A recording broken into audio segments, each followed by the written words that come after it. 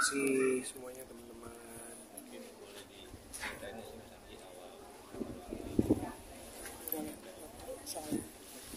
Jadi bapak tuh dari dari beberapa hari sebelumnya tuh memang kayak udah lagi sering tiduran aja di kamar lah gitu.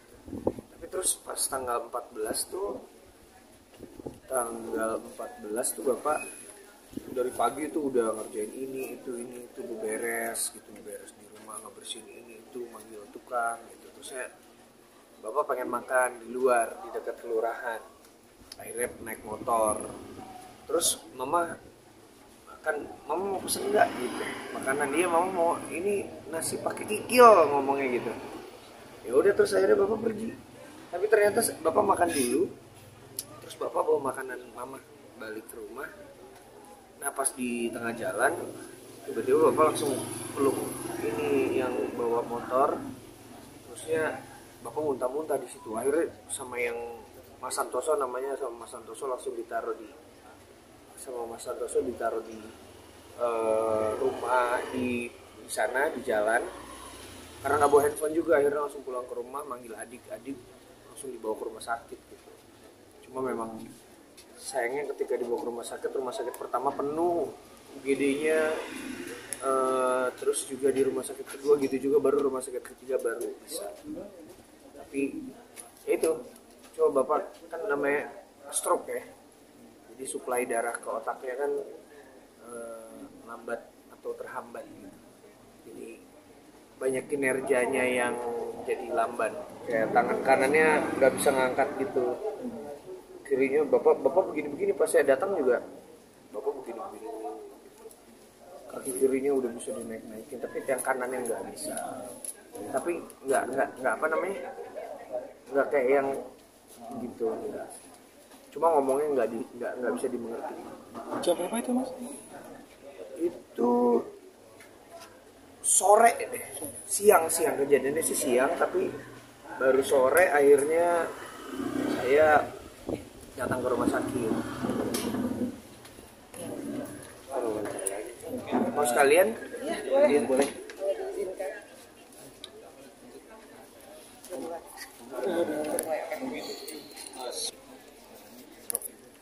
Enggak, sebenarnya tuh tungguin ya sekalian deh. Boleh Bang. Ya jadi sebenarnya bapak tuh nggak sakit, cuma kecapean beberapa hari. Terus akhirnya yaitu bapak keluar rumah, beberes rumah seharian itu. Terusnya di siang menjelang sore bapak keluar beli makan, terus beliin mama makan, jatuh ya, tapi nggak jatuh ke lantai gitu ya, tapi maksudnya lagi di motor pegangan gitu, terus semua muntah. Langsung yang bawa motornya kebingungan, akhirnya ditaruh di situ, panggil adik, langsung dibawa ke rumah sakit. Jadi bapak sebelumnya tuh tidak pernah terserang penyakit jantung atau stroke gitu, tapi kemarin langsung stroke.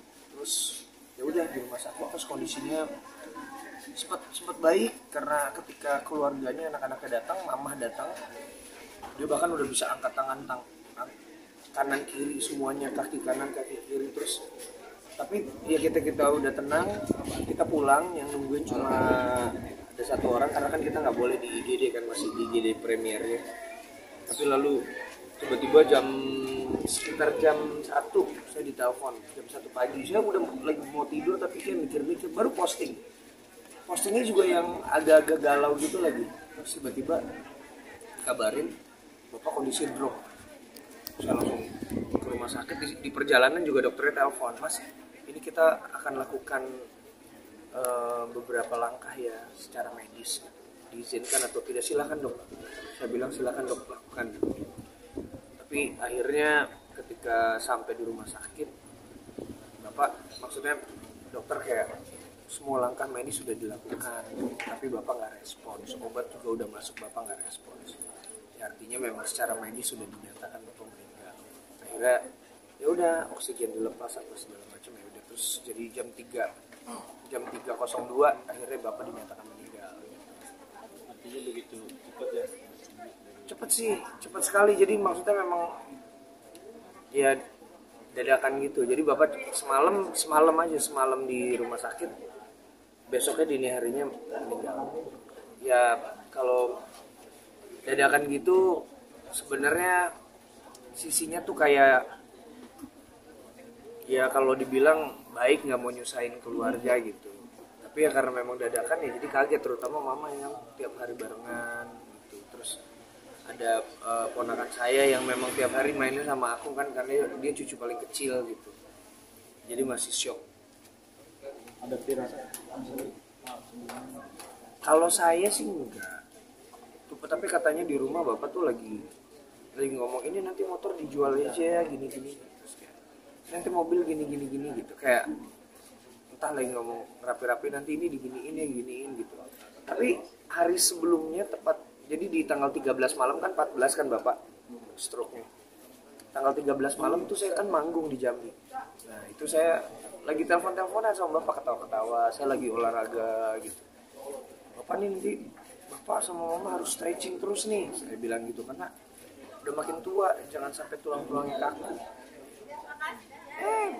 Kejadian maksudnya saya bilang juga makannya dijaga, minumnya dijaga, jangan terlalu banyak minum gula, minum air putih yang banyak. Ayah meninggal di usia berapa? Bapak tuh umurnya 73. Iya, 73 tahun. Mas Aji tadi kan selain tidak mau merepotkan orang lain, mungkin seperti apa sih Bapak di rumah sehari-hari? Bapak tuh memang pemimpin ya. Maksudnya kan Bapak kan ketua BKM gitu, kesejahteraan masyarakat. Terus juga Bapak tuh sempat jadi ketua RW hampir lebih dari 30 tahun. Di sini nih dari tahun 86 Bapak jadi ketua RW. Jadi dari waktu itu di sini masih alang-alang semua, masih ada punang-punang depan rumah kita. Sampai 30 tahun Bapak jadi RW. Nggak ada yang mau gantiin, nggak tahu kenapa. Masjid juga Bapak yang merobohin, terus dibangun lagi gitu. Jadi maksudnya dia memang banyak membangun lingkungan sini. Memang pada dasarnya Bapak orang yang leadershipnya tinggi gitu, terus punya kepercayaan diri yang tinggi walaupun pendidikannya rendah gitu kalau dia bilang. Tapi yang penting punya ketegasan gitu Bapak. Dan satu hal lagi sih sebenarnya, Bapak ini adalah Bapak tiri saya. Tapi saya dekat sama beliau udah dari saya kecil. Bahkan saya tadinya nggak tahu bahwa dia Bapak tiri saya, beliau Bapak tiri saya. Dan dari beliaulah saya menyontoh gitu. Karena kebetulan siklus hidup kami itu seperti berulang. Jadi Bapak nikah sama mama saya tuh, mama bawa 2 anak cowok, saya dan abang saya.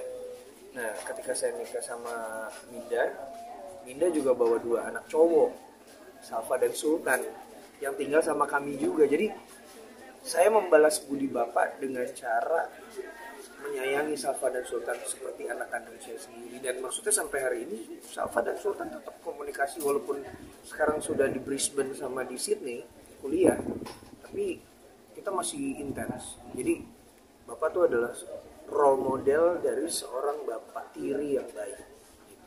Dari Bapak lah saya belajar bahwa persaudaraan bapak dan anak itu tidak dipandang dari darah. Ada keinginan yang belum tercapai. Bisnis yang belum tercapai mungkin dari ayah. Bapak tuh pengen lebaran di ini. Bapak tuh kemarin ngomong pengen lebaran di kampung gitu kan, ada rumah di Gunung Kidul. Kan Bapak kan asli Gunung Kidul, pengen ke Gunung Kidul. Terus Bapak pengen kayak Bapak tuh pengen nyumbang apa ya? Kayak bikin layar tancap. Bapak pengen bikin layar tancap buat warga di sana gitu. Kayaknya sih itu nanti harus dibuat juga gitu. Entah sama yang nanti di sana siapa gitu.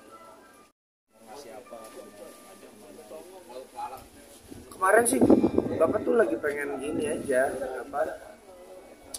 ngajakin jalan gitu. Jadi jalan yuk.